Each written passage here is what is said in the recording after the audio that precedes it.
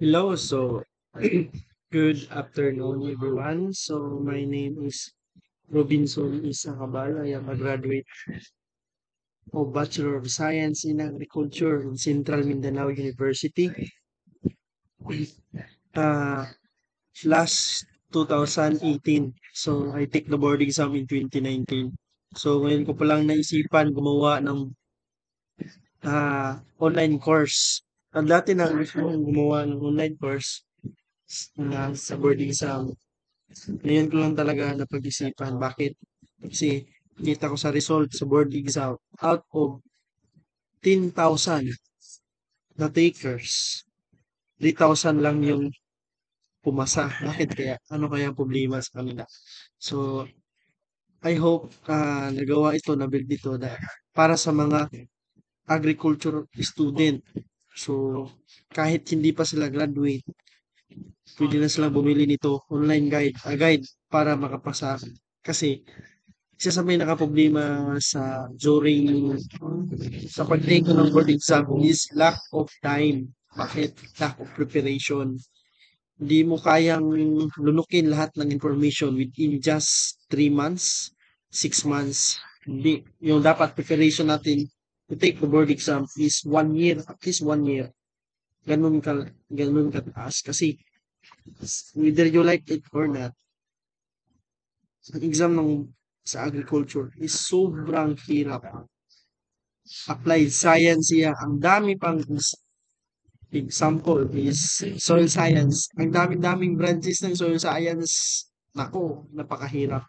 So, ah kaya nga na preparation yung kailangan natin. So, ito, naka-design ito para sa mga agricultural student, third year, fourth year, o graduate na sila. So may mga tips ako kung paano ko ginawa, paano ako nakapasa sa board exam. Sana this course makatulong sa inyo na pumasa kayo sa board exam.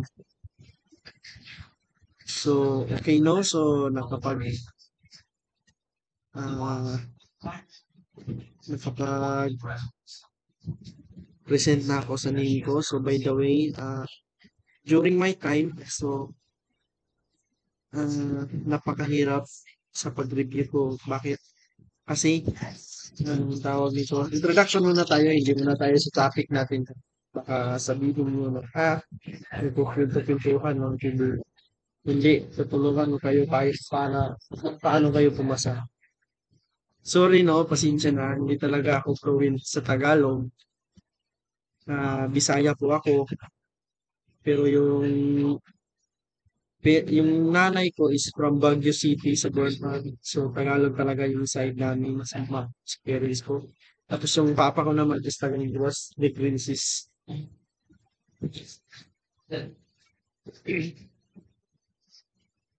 Okay, so push ko muna. Okay, so bumalik na tayo. Passing the exam is not luck, but the right mind setting, preparation, and stock knowledge. So, this is the introduction of our course. So, hindi pa talaga tayo nag uh, na topic about sa mga course, but condition your mind. So, ang pagpasa ng board exam, hindi talaga yung paswerte-swerte. Hindi yan luck. Kailangan mo talaga ng perseverance, hard work, kung gusto mong pumasa.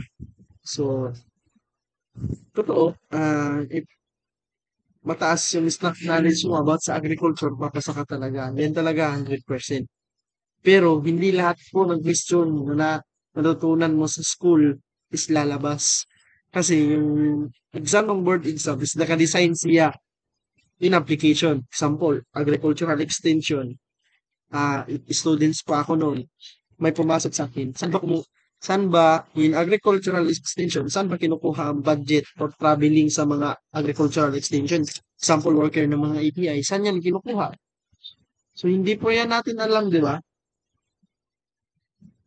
So, yan, wala yan sa topic discussion natin in college. So, sa palagay nyo, saan? So, ang mga question doon is capital outlay, MOOA, ah, anong tawag noon is God, at iba pa.